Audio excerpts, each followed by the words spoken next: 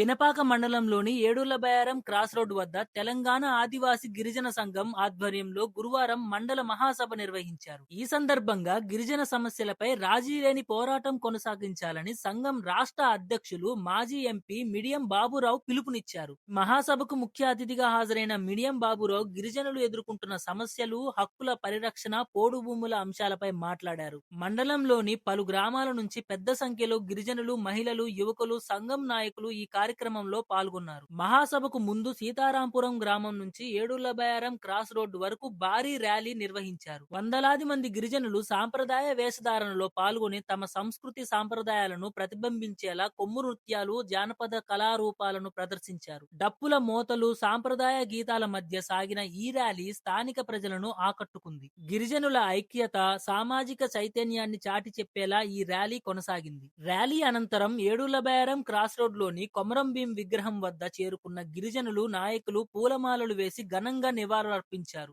గిరిజన హక్కుల కోసం తమ జీవితాన్ని అంకితం చేసిన కొమరం భీం ఆశయాలను స్ఫూర్తిగా తీసుకుని ముందుకు సాగాలని నాయకులు పిలుపునిచ్చారు. అనంతరం దుబ్బా గోవర్ధన్ అధ్యక్షతన నిర్వహించిన మహాసభలో గిరిజనుల సమస్యపై విస్తృతంగా చర్చించారు. ఈ సందర్భంగా మాట్లాడిన మిడియం బాబురావు రాష్ట్రంలో గిరిజనులు ఎదుర్కొంటున్న సమస్యలు రోజురోజుకు పెరుగుతున్నాయని అన్నారు. ముఖ్యంగా పోడు భూముల సమస్య ఇప్పటికీ పూర్తి పరిష్కారం కాకపోవడంతో వేలాది గిరిజనుల కుటుంబాలు ఇబ్బందులు ఎదుర్కొంటున్నాయని తెలిపారు. తరతరాలుగా సాగు చేస్తున్న భూములపై అర్హులైన గిరిజనులకు హక్కు కల్పించాలని కోరారు. అటవీ హక్కుల చట్టం ప్రకారం అర్హులైన వారికి హక్కు పత్రాలు అందించి భూమి భద్రత కల్పించాలని డిమాండ్ చేశారు. అలాగే గిరిజన ప్రాంతాల్లో విద్య, వైద్యం, ఉపాధి అవకాశాలు ఇంకా పూర్తి స్థాయిలో అందుబాటులోకి రాలేదని అన్నారు. ప్రభుత్వ సంక్షేమ పథకాలు అట్టడుగు వర్గాల వారికి చేరే వరకు ప్రత్యేక చర్యలు తీసుకోవాలని కోరారు. గిరిజన గ్రామాలలో రహదారులు, త్రాగునీటి సౌకర్యం, విద్యుత్, ఆరోగ్య సేవలు మరింత మెరుగుపరచాలని ప్రభుత్వాన్ని కోరారు. వలస గిరిజనుల సమస్యను కూడా మిడియం బాబురావు గారు ప్రత్యేకంగా ప్రస్తావించారు. ఉపాధి కోసం ఇతర ప్రాంతాలకు వెళ్లిన గిరిజనులు తమ గిరిజన హోదాను కోల్పోరని స్పష్టం చేశారు. కేవలం నివాస ప్రాంతాన్ని కారణంగా చూపి కుల ధృవీకరణ పత్రాలు నిరాకరించడం సరైన విధానం కాదన్నారు. అర్హులైన వలస గిరిజనులకు వెంటనే కుల ధృవీకరణ పత్రాలు జారీ చేసి విద్య, ఉద్యోగాలు, రిజర్వేషన్లు, సంక్షేమ పథకాల ప్రయోజనాలు అందేలా చర్యలు తీసుకోవాలని డిమాండ్ చేశారు. గిరిజనుల భూమి, అటవీ, నీటి హక్కుల పరిరక్షణ కోసం సంఘటిత పోరాటాలు అవసరమని మిడియం బాబురావు గారు పేర్కొన్నారు. రాజ్యాంగం కల్పించిన హక్కులను కాపాడుకోవడానికి గిరిజనులు ఐక్యంగా ముందుకు రావాలని పిలుపునిచ్చారు. సమస్యల పరిష్కారం కోసం ఉద్యమాలను మరింత బలోపేతం చేయాలని సూచించారు. ఈ మహాసభలో గిరిజన హక్కుల సాధన,